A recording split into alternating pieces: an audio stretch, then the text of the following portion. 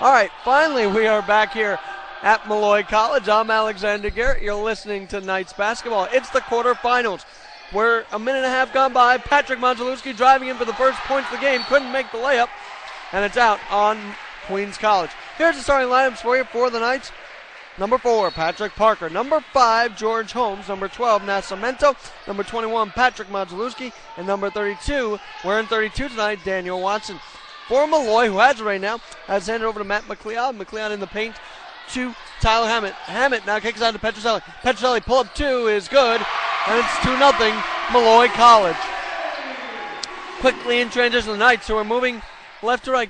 Holmes underneath to Modzelewski between the circles, kicks out to Parker. Parker on the far side now. Pull up 3 by Modzelewski, no good. Second 3 missed by the Knights today. Now with it is Malloy. Jimmy Nolan kicks over to Brandon Williams. Williams now defended by Nascimento, so he spins and drives to the top. Now the far side in front of the fans here at Malloy. It is Matt McLeod at the top. A foul called on Daniel Watson. His first team's first, and so it'll be an inbound play for Malloy. John Petroselli and Tyler Hammett starting for Malloy as well. Now with the inbound is Petroselli over to Nolan, who missed a shot, and with the rebound is the Knights. Here's Nascimento over to Parker. Patrick Parker underneath to Modzelewski for 2. Knights' first 2 points of the game, and we're tied at 2 with 17:25 remaining here in the first half. Knights coming in, by the way, with a record of 11-7. They're the 5th seed in the conference, taking on the 4th seed, visiting Malloy, who is 13-5 in the ECC. And that one's a change of possession. Knights basketball here with 17:14 to go here in the first half. Nascimento will inbound it to Parker on the far side. Bench-wise, Knights on our left, Malloy on the far right. On our right. Now with this Nascimento over to Patrick Parker. Parker driving, gets past Petroselli, tries to lay it off the glass, can't, and it is rebounded by Petroselli. Now with it is Nolan. Now on the near side, a pull-up 3 by Brandon Williams, the freshman out of Baldwin, New York, is good. Malloy 5, Queens 2. Kevin Nascimento with it. Nascimento trying to call out the play. Handed out by Kirk Papanakis. Now, he's defended by Brandon Williams, and it is passed to Modzelewski on his right, is out of bounds. And Malloy will inbound it in front of their own bench. Malloy, of course, coached by Charles Marquardt, his 19th season, actually coach of the year for the ECC. With it now is Brandon Williams. Williams over to McLeod. Now over to Nolan. Nolan kicks it in between the circles to Hammett. Hammett lays in for 2, no good. Defensive board for Patrick Modzelewski. Now on the far side is Parker. Parker kicks over Nascimento. Nascimento for 2. No good. Rebounded by Petroselli. 16:05 to go here in the first half. Petroselli now driving, kicks out on the far side to McLeod, who nails a 3, and it's 8-2 Malloy College. Knights have to take it a little slow. I think the nerves are getting to him right now. And so Malloy 8, Knights 2. George Holmes, the junior, has it for the Knights. Defended by McLeod, so it kicks out Modzelewski. Modzelewski at the top of the key for 3. No good. His second missed 3 of the game. And right now it is Malloy basketball. Petroselli has it. Petroselli defended by Holmes in the paint to Tyler Hammett. Hammett driving to the hoop. No good. Defended by Modzelewski. Good defense. Rebound by Patrick Parker. Parker now kicks over to Nascimento. Kevin Nascimento, pull-up 2 in between the circles is good. And it's 8-4 Malloy College. With 15:15 to go, Malloy moving right to left. With it is Brandon Williams. Williams now defended by Nascimento. Now over to Petroselli. John Petroselli carrying it over to his right and pulling up for 2. No good. Rebounded by the Knights. With it now is Nascimento. With it to Parker. Parker driving in the lane for 2. And it is 8-6 Malloy over Queens with 14:54 to go here in the first half. Now with it is Brandon Williams. 30-second timeout. Hi everybody, I'm Alexander Garrett coming to you live from Yankee Stadium, where tonight is the Yankees taking on the Indians in the middle game of the 3-game series. As just now, David Phelps walked former Yankee Jason Giambi Phelps coming in today with a 3-3 record, 4.65 ERA, and he's trying to bounce back from a tough outing against the Mets, in which he didn't even last the first inning. Yankees tonight leading 4-0. We're in the top of the fifth, 2 batters on. Both back-to-back walks to Mark Reynolds and Jason Giambi. Yankees getting on the board thanks to, in large part, to a Mark Teixeira 3-run home run in the bottom of the third.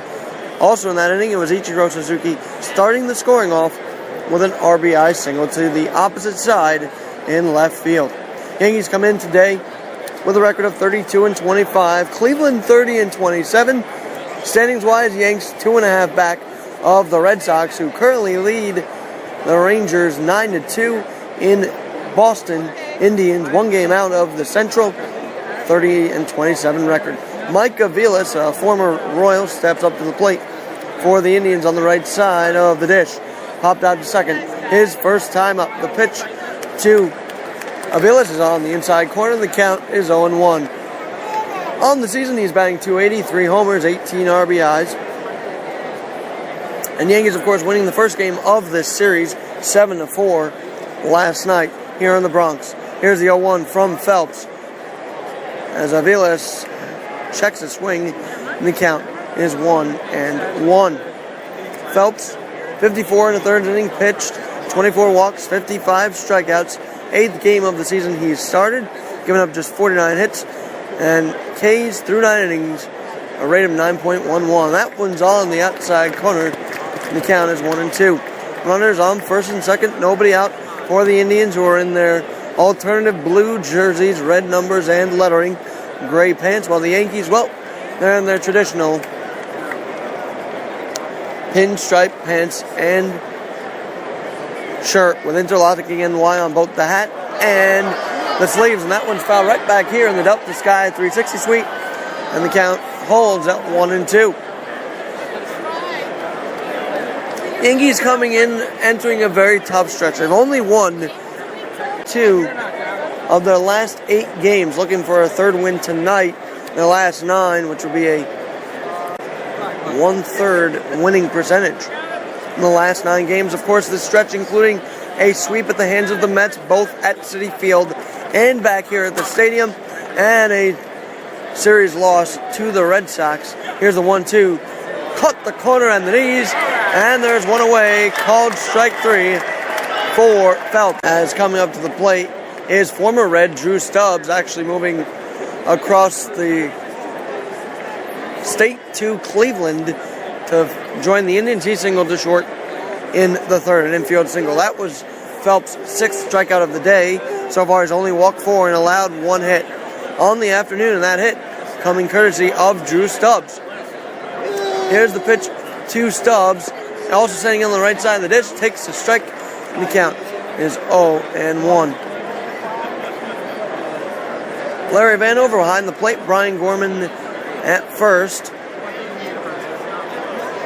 and it's an 0-1 count to Stubbs. That one's grounded to third, foul outside of third, and the count's 0-2. Beautiful June night here at Yankee Stadium. Yankees continuing this homestand, which of course started with the Mets back on Wednesday night, part of a 2-game series. Continued with the Red Sox, now a 3-game series with the Tribe, who are having a much improved year under new manager Terry Francona. And the additions of Nick Swisher and Jason Giambi all have helped the cause. Here's the pitch. That one's fouled into first base foul territory. Teixeira making the run, makes the catch in foul ground right in front of the stands. And there are 2 away. And Mark Teixeira, of course, coming back this past weekend as he was battling a wrist injury, while he's looked the last few games like his normal self, hitting home runs both last night and today, and showing his glove off once again at first base. Yankees defensively, by the way, Teixeira at first, at second base. David Adams at third base is Kevin Youkilis, also back off the DL.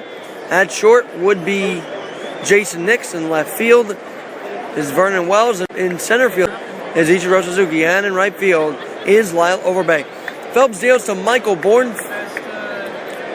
who takes a ball, just missing. He counts 1-0. Bourne's bounced around the league, but has made his home here in Cleveland with a .307 average, 2 homers, and 9 RBIs this season. 0 for 2 tonight. Starting out swinging and flying out to right. This one's lifted to center. Ichiro and Wells getting under it, making the catch in left center is Vernon Wells. That's the end of 4.5. Yankees 4, Indians nothing. It'll be Nick, Teixeira, and Cano for the Yankees in this bottom half of the 5th inning. Earlier today, the Rangers all over the Flyers, 5-2, and we'll talk with Jim, I guess, about that. The Devils lost, and the Islanders actually won. Islanders are doing well as well. And we have Jim Bomback on the line. How are you, Jim? Doing good. How about you, Alex? I'm doing very well. Thank you for joining us tonight. Tell us what your thoughts on the sports scene. Yeah, well, it's been a fun time because you have the Giants recently with that amazing Super Bowl run where, hey, 6 weeks ago, 8 weeks ago, I mean, I think no one expected them. I think people were hoping they'd make the playoffs and give fans a little excitement. No one thought Super Bowl, obviously. And then, it was like perfect timing. Giants win, they lead the scene, and next thing you know, we have Jeremy Lin and the Knicks. I mean, again, another scenario where it just never saw it coming. I remember watching the first game that the Knicks were playing after they had signed Jeremy Lin. They were in Golden State, if I remember correctly. It was a West Coast game. And they say they mentioned, and I at that point I had never heard of him. I had never seen him at Harvard. I had never seen him, as a journeyman. And here we are now, how many weeks later, and this guy's taken over the basketball scene in New York. It's a crazy time. Overall, it's been a very good stretch. They're one game out of a playoff spot, the 8th spot, and who knows, with Melo and Amari back, they could get further than 8th place. I'm interested to see how they look when Melo and when Amari come back and how they mesh with Lin, because with the D'Antoni system, I mean, it's just very clear you need a point guard who can handle the ball, who doesn't give up his handle, just always is dribbling around and can find people, and that's where they struggled. I mean, I'm not breaking any new ground with this. This is it was just so evident that they needed a point guard, and everybody was just basically crossing their fingers and hoping Baron Davis would be that guy.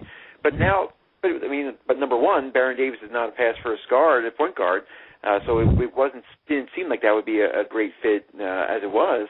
But here Jeremy Lin comes along, and I'm really interested to see if this works. If they can finally make this Melo Amari system work, because those are two of the best players in the NBA. So they should not be an 8 seed. They should be a 3 or 4 seed with that team. My theory was 66 games, not a lot of time to lose ground, but maybe they'll gain it here. And of course, you have to beat the better teams. I think last night was a big first step. But let's see if they can beat the Celtics. Let's see if they can beat the Sixers, too. I mean, the Sixers are on a roll, and I'm not sure if they could beat them, but as long as they beat some good teams along the way, Knicks should be okay.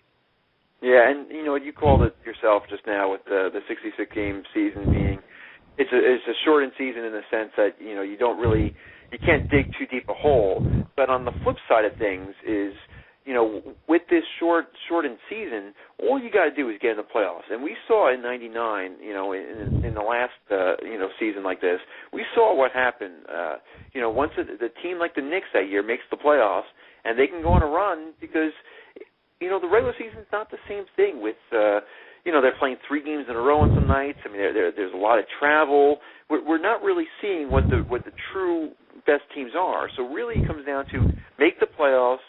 And then we see, who are the best teams, even more so than in years past, because a team catches fire. And I think we all know the Knicks, if they make it in as say a 6, 7, 8 seed, that's a tough out to be playing a team with 2, really good scorers in Melo and Amari, and then who knows what the rest of the team looks like. But Jeremy Lin, it's electrified the New York sports scene. It's electrified the Knicks area. It's brought people back into their seats thinking that this team can do it, and we'll see what happens in the next couple of weeks. Now, co-resident of the Garden are the Rangers, who won again today, 5-2 against the Flyers. They seem to have the Flyers' number. They seem to have everybody's number this year. What are your thoughts on the Rangers? It's funny. I remember '94. I remember the Rangers being good during the season, but back then, there was just this belief that they were never going to win the Cup. I mean, you just had no belief they would ever do it. I mean, it was almost like a slam dunk. They were like the Chicago Cubs, where you just know that something's going to go wrong. So I think everybody kind of took it with a grain of salt. It was a fun team. It was a talented team. But I don't ever remember during the season this, belief that they were going to do it. And next thing you know, the playoffs come around, and that was probably the moment when I was most into hockey, was that playoff year, because the Rangers just really captured the city. It was a great time. Obviously, the Knicks were great at that time too. But the Rangers right now, I mean, hey, they're one of, if not the best regular season team right now. And the thing about hockey, and we've seen it time and again each year, is that once it gets to the playoffs, it really doesn't matter who the best team is in the regular season. Too often, almost every year it seems like the best team in the regular season does not win. The Cup, does not go deep into the playoffs. I mean, there's so many upsets in hockey. There's so many differences in the playoff, the way the playoff game is played. And obviously, the goalie is just so key at that point. But the Rangers have a lot of skill. They have a lot of depth. They have a lot of, obviously they have the goalie. I mean, we'll see what happens. But it sure seems like come playoff time, we're going to be talking a lot about them.